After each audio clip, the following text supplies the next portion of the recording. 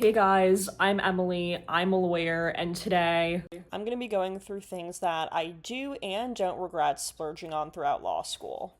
So, first, I know this is kind of a double negative. I'm going to start with things that I do regret splurging on in law school. Number one, which really takes the cake, sorry, dining out slash going out for drinks. Frankly, I feel like whether it's a bar or a restaurant, I feel like dining out or going out for drinks is just such a temporary dopamine hit that it's like, okay, I'm gonna poop this out the next day. Like, what am I really getting out of this in the long term? And also, drinking's not good for you, so maybe we need to change that. I feel like now at this point, I've become the CEO of We Have Food at Home, and even though I don't particularly enjoy cooking, I've learned to kind of find my way to enjoy it. I mean, frankly, cooking is an act of self care, and being able to just cook a decent meal for myself is a lot more empowering than just constantly dining out or going out to eat all the time. And I've learned to make a pretty mean smoothie while I'm at it, so that's been nice. And it's okay to order water, you don't necessarily need alcohol to have a good time. Number two, again, sorry to burst anyone's bubble, expensive coffees. Once upon a time, I was buying coffee every single morning, and aside from the amount of money that I pissed away that I could have invested, my sugar intake was definitely way higher than it should have been. Granted, I worked at Starbucks for 3 years, so like every good lawyer, I developed a caffeine addiction, but I recently started doing mushroom coffee at home, and I really like it. It's just as good as going to the coffee shop, and I've even experimented with putting coffee in various fun alcoholic vessels, if you will. I love it. Adding my morning coffee to a margarita glass just really spices up my day, and I really don't feel like I'm missing out on anything by making my own coffee at home. Aside from at home, I've also started making coffee at the office. Love that for me, and also, once again, putting it in different vessels just to make it a little more fun, and I'm not missing out by not buying. I almost completely forgot to add this to this video, but lately I've actually been putting my cold brew in a shot glass in the morning. Once again, just finding ways to make mundane things a little more exciting, and it definitely cures the FOMO of buying an $8 coffee that is not only wildly unnecessary, but probably bad for my health. We're keeping it clean with black cold brew. Yes, I'm at that point in my legal career. Number three, new textbooks. So, certain powers that be convinced me that I would enjoy the aesthetic of my textbooks being on my shelf for years to come. I'm not. My property textbook is currently flattening out a rug that got a little messed up when I was moving. And now, I've sold most of my textbooks to other law students, and no, I am not enjoying the aesthetic of them being on my shelf. And number four, which is last on my list of things that I regret splurging on, expensive athleisure. Now, this one is especially painful because I'm wearing my favorite Vuori joggers right now, and I feel like certain pieces are definitely worth the investment.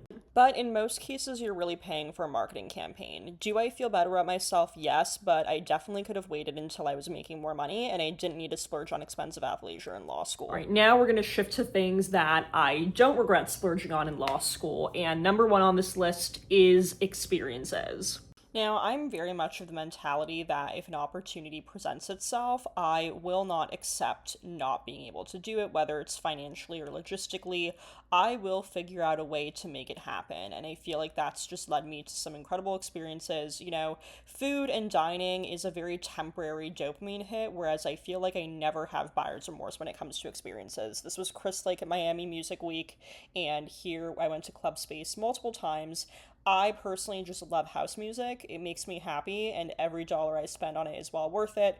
And Rufus Du Sol, my top artist on Spotify for the past 2 years, again, worth every single penny. I also went to Europe quite a few times. Oh yeah, John Summit at Live, no regrets there. I did London, Amsterdam, Paris. Didn't have videos of London and Amsterdam, but I also went to Spain a couple times. This is the Alhambra. It was raining, and I actually got a private tour of the Alhambra. That was pretty cool. And Spain is just one of my favorite countries. Also, I love solo traveling. If you've never solo traveled, 10 out of 10 would recommend. It is a type of bliss I did not know was possible. I also recently took up golf. The experiences splurge has definitely expanded beyond law school. And I even managed to get myself invited to a private tournament where I got this cute driver cover from Boston Logan. Love that for me. Number two, my gym membership. Now, I've been an Equinox member for over 5 years now, and frankly, at least for me, it's been worth every penny. Not necessarily because there's anything particularly special about Equinox itself, although if Equinox wants to sponsor me, that would be awesome, but more so because, at least for me, an expensive gym membership is my best accountability buddy. And I think that your brain and your body are your best investment. A lot of my friends at the gym are significantly older than me, and they look amazing in their 50s and 60s. And I'm here at 27, so that I can look like them when I am their age. And if I look half as good as they do at their age, I will consider to win. And not for nothing in this industry, my rigid fitness routine is what keeps me from going off the deep end. And you can't put a price on that. I mean, I'm choosing world peace, and I will remember you all when I win my Nobel Peace Prize. Number three, I think my hottest take in this video, my nails. I regret nothing about the amount of money that I've spent on my nails because, especially in law, like, I want my nails to look good. And if I get them done once a month, then I don't want to have to think about it for the rest of the month. I mean, I did have one fumble recently. I broke a nail, and my girl Wendy, who is an artist, was not available for multiple days. She's in high demand and well known in my city, so I kind of just had to stick it out and be a trooper with this broken nail. I mean, I am pretty stingy in most other areas of my life, but my nails are one area where I will spare no expense. Some may call it obsession or mental illness. I call it commitment and devotion, and we all need something to be committed to.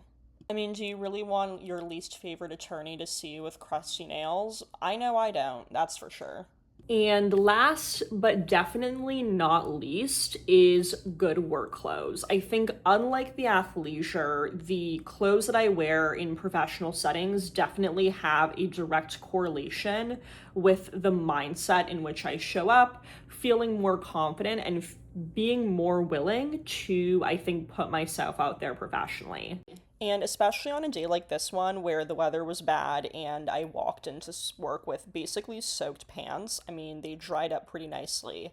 But what I'm wearing, not to be dramatic, but it can really make or break my day and my mood. So, especially in the summer, I feel like having work clothes that I feel good in and can sweat without being embarrassed about it definitely makes a huge difference. Also, I mean, with golf, if I'm with colleagues or clients, doesn't have to be the most expensive stuff on the market. And, especially this outfit, I know I'm going to have these clothes for years to come, and I don't necessarily need to constantly be splurging, but just have a good capsule collection. And even though sometimes I spend more than what's reasonably necessary, the feeling from a good work outfit is priceless. Anyways, let me know in the comments what you think of my list, if you have any of your own items that you either do or don't regret splurging on.